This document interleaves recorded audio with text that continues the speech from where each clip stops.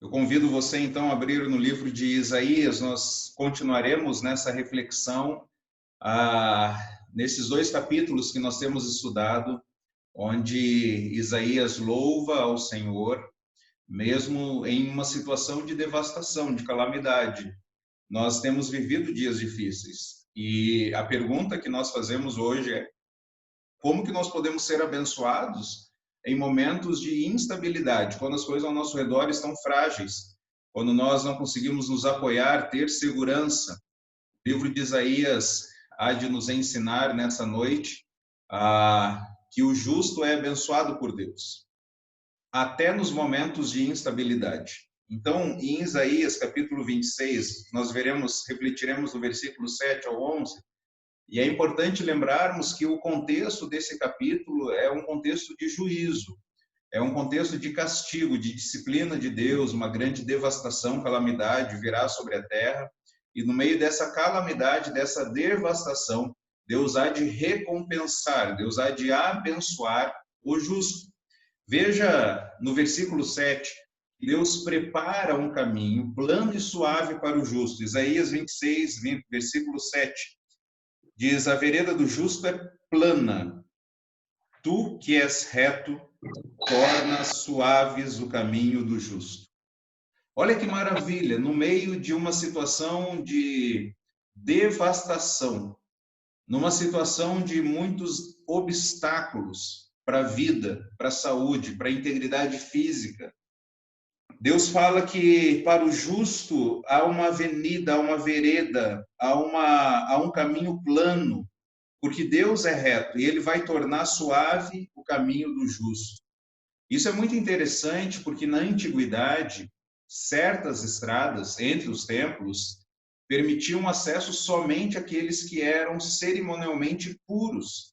Olha o que diz em Isaías, capítulo 35, versículo 8.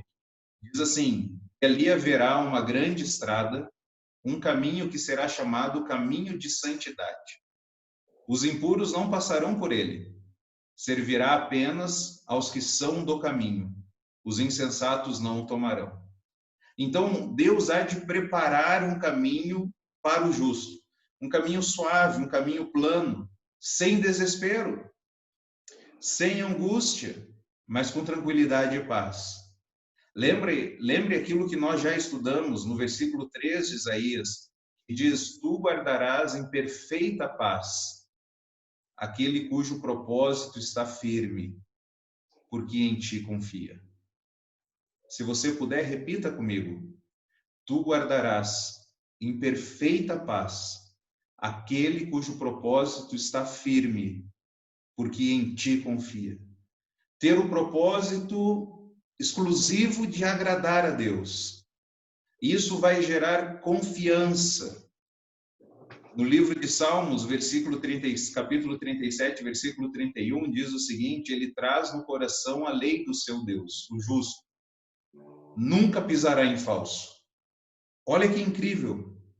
Ele traz no coração a lei do Senhor. Por onde vai, aquele que é temente a Deus carrega no seu coração a palavra de Deus, e ele nunca pisará em falso. A sua perna não vai enfraquecer, o seu pé não vai torcer. Ele vai pisar firme, mesmo diante de situações difíceis, porque a lei do Senhor está guiando o justo.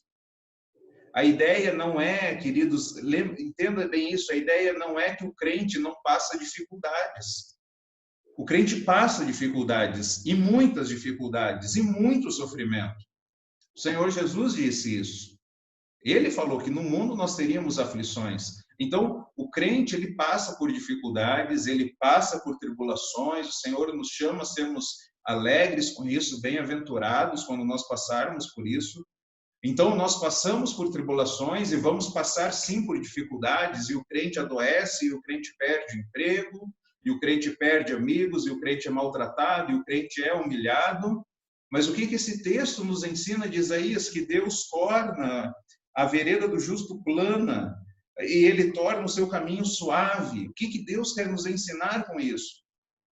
Que mesmo diante do sofrimento, mesmo diante das aflições da vida, nós teremos paz. nós teremos orientação, nós sabemos para onde nós estamos indo. Nós teremos companhia. O Senhor estará conosco. Não estaremos sós. Então, o Senhor, ele abençoa o justo.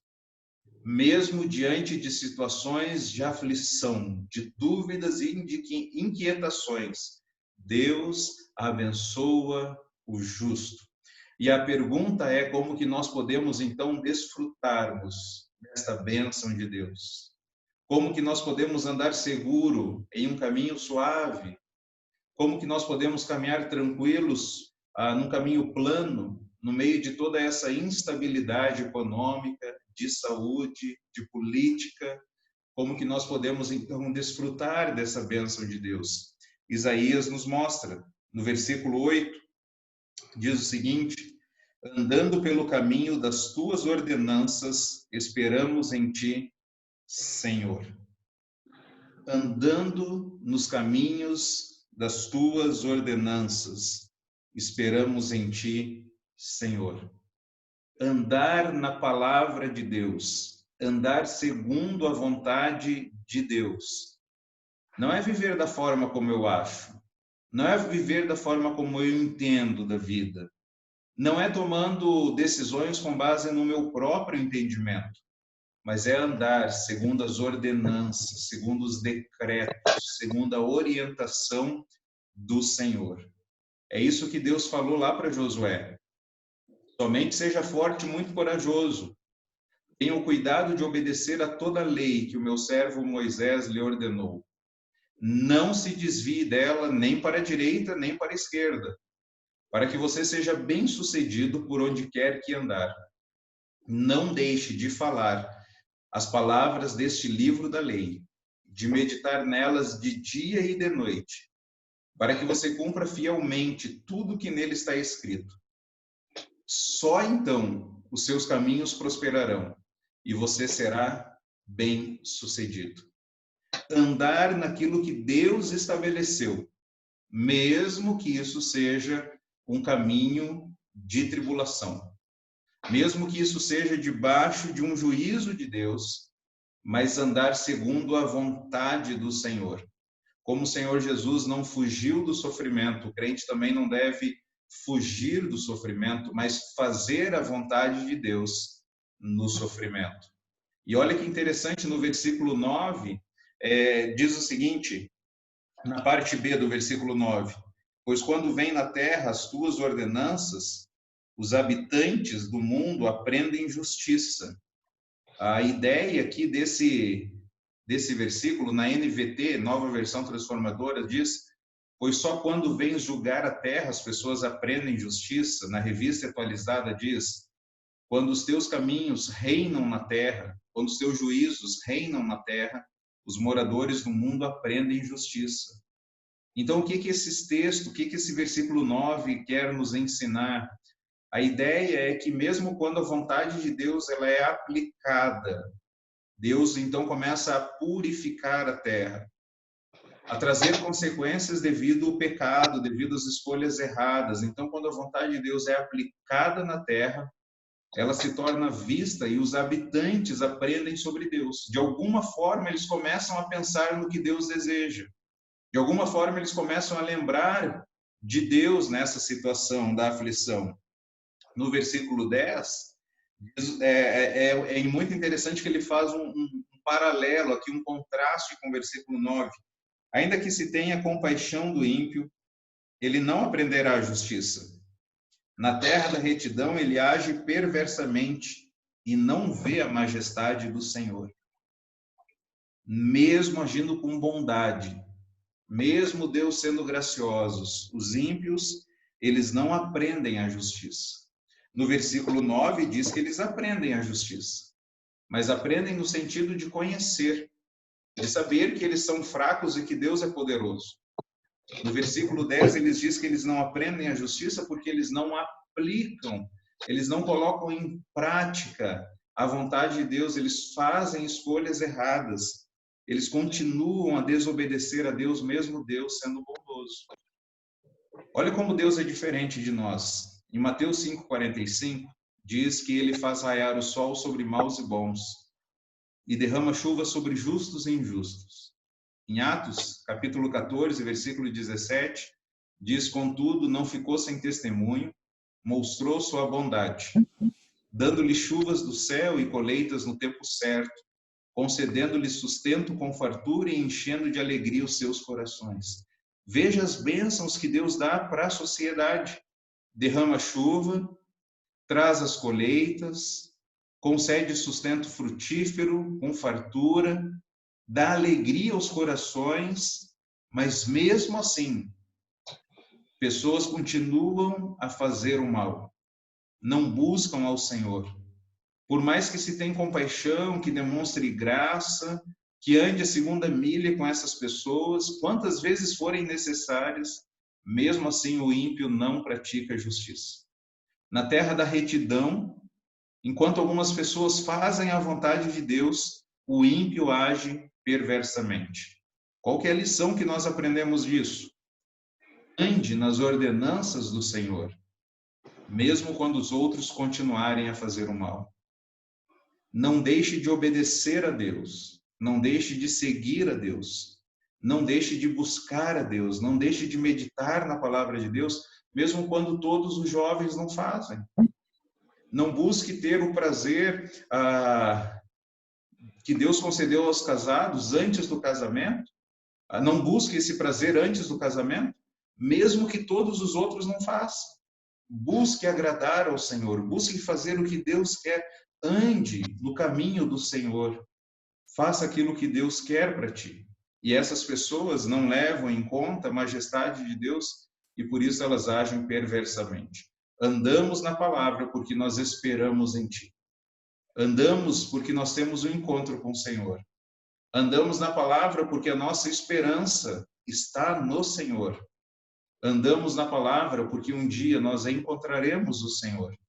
Andamos na palavra porque Deus abençoa o justo.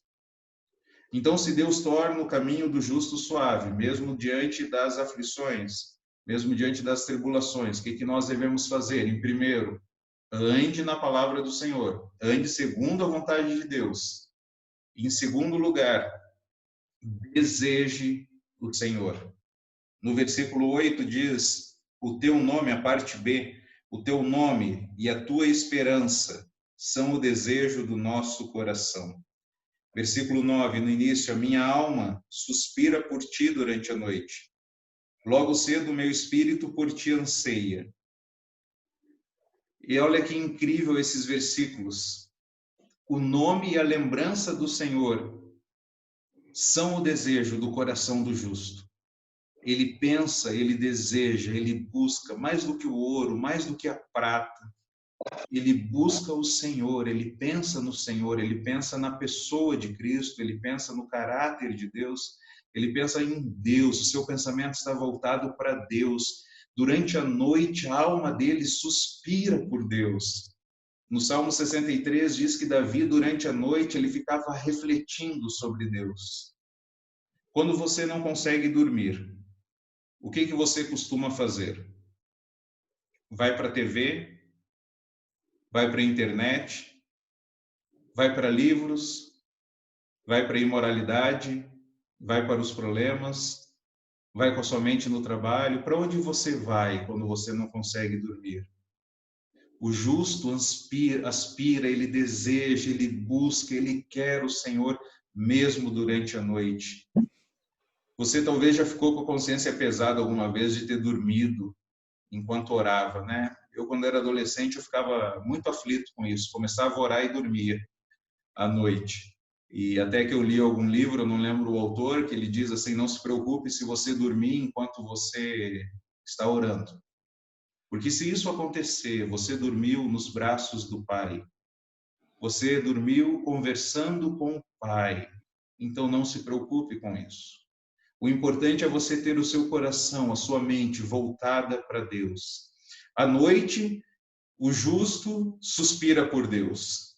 Pela manhã, o seu espírito anseia por Deus. A pergunta que eu te faço é: qual que é o seu primeiro pensamento quando você acorda? No Salmo 63 diz que Davi buscava Deus intensamente. E a ideia ali literalmente é na aurora. Ele buscava Deus na aurora, ele buscava Deus no amanhecer. Qual que é o seu primeiro pensamento quando você acorda? Muitos homens e mulheres de Deus buscavam a Deus logo cedo, ainda de madrugada, o dia começando. Abraão, Jacó, Moisés, José, Jó, Davi, Jesus, os apóstolos, Ana e Eucana, Jó, o salmista Emã, homens e mulheres que buscavam a Deus ainda de madrugada. Deseje o Senhor, anseie pelo Senhor, logo pela manhã, que o seu espírito anseie por Deus. É muito triste quando nós acordamos e um dos primeiros pensamentos é: cadê o celular? O que está escrito lá no WhatsApp? Quais são as notícias do dia? O que aconteceu no Twitter? O que está acontecendo no mundo? Mas que o nosso primeiro pensamento seja: Deus, obrigado pela noite de sono que o Senhor me concedeu. É uma pena porque eu já não estou no céu ainda, é uma pena. Mas visto que o Senhor aprove me deixar mais um dia de vida nessa terra, me ajude a fazer escolhas que vão te honrar e te glorificar. Primeiro pensamento do dia: voltar-se para Deus. Como as nossas famílias seriam diferentes se cada um acordasse pensando em Deus, antes de sair para o trabalho, na hora de tomar um café, pensamentos, corações e mentes voltados para Deus. Como que a gente pode fazer isso? Talvez com um cântico, talvez com uma oração, talvez com a meditação bíblica, sua devocional, talvez colocando uma música no rádio, um CD, ouvindo uma playlist, colocando uma música no seu despertador, acordando com um cântico de louvor e adoração a Deus, espalhar versículos, espalhar gratidões nos espelhos da casa, onde você vai ter os primeiros contatos do dia, pensar em Deus. Felizes são aqueles que meditam na palavra de Deus de dia e de noite. O que os Salmos diz: bem-aventurados. Como são felizes aqueles que meditam, que têm o prazer na lei do Senhor de dia e de noite. O coração do homem de Deus está em Deus. Mas veja o contraste com o versículo 11. Diz o seguinte: erguida está a mão do Senhor, mas eles não a veem. Que vejam o teu zelo para com o teu povo e se envergonhem, que o fogo reservado para os teus adversários os consuma. Esse texto diz que a mão do Senhor está erguida, mas eles não veem. A mão erguida de Deus é sinal de poder, mas os ímpios não conseguem ver. Os ímpios não querem honrar a Deus. Os ímpios não querem agradar a Deus, porque o coração deles está sem Deus. Eles não têm apetite, não têm fome, não têm sede por Deus, não se preocupam com Deus. Eles não conseguem ver, mas o texto diz, mas que eles pelo menos consigam ver o cuidado que Deus tem pelo seu povo. O ímpio só está preocupado em ganhar dinheiro, em ser famoso, em ter riquezas, em ter seguidores. Mas o justo, ele está preocupado em agradar a Deus, fazer a vontade de Deus. E que o ímpio, pelo menos, ele veja que Deus está cuidando de você, ele está cuidando da tua família, ele está cuidando... Deus está trabalhando por nós enquanto a gente dorme. Que os ímpios consigam ver esse descanso que nós temos em Deus, porque ele tem cuidado de nós. Jesus governará, Jesus estabelecerá e manterá o seu reino com justiça e retidão. Que os ímpios vejam o cuidado de Deus com o seu povo e fiquem envergonhados. Querido amigo que está nos ouvindo, Deus cuida das nossas vidas. Deus nos ama. Deus nos protege, mesmo diante das calamidades, das devastações, das crises, da instabilidade. Deus nos ama e Ele cuida de nós, Ele cuida dos passarinhos, Ele cuidará da nossa vida. Ele fala para nós não andarmos ansiosos com coisa alguma, mas lançar sobre Ele todas as nossas preocupações, porque Ele está cuidando de nós, Ele cuida, Ele é um protetor, Ele sabe cuidar de nós. E se nós descansamos nesse cuidado, os ímpios vão ver isso e vão ficar envergonhados, porque o destino deles é o fogo reservado para os adversários de Deus. Naquela época, a Babilônia, Tiro, a Síria seriam destruídos por Deus. Todos aqueles que não adoram a Deus serão destruídos. Da mesma forma hoje, aqueles que não se rendem a Deus também serão castigados pelo fogo, serão lançados no lago de fogo, porque não obedeceram a Deus. Em resumo, o que você pode aprender de tudo isso que nós falamos aqui? Que enquanto o justo é abençoado por Deus, o ímpio é castigado por Deus. Enquanto o justo é abençoado por Deus, o ímpio é castigado por Deus. O justo é abençoado por Deus até nos tempos de instabilidade. Quando tudo balança, quando tudo parece que vai cair, Deus torna o caminho do justo suave, plano. Ele abençoa, mas ele vai castigar também os ímpios. Ande na palavra de Deus e deseje o Senhor. O que fazer com aquilo que nós ouvimos hoje? Ande na palavra do Senhor. Ande segundo a vontade de Deus e deseje o Senhor. Para nós encerrarmos, olha o que diz esse versículo do Salmos 34, versículo 16 a 19. Ó Senhor, porém, o Senhor, porém, volta o rosto contra os que praticam o mal. Apagará da terra qualquer lembrança deles.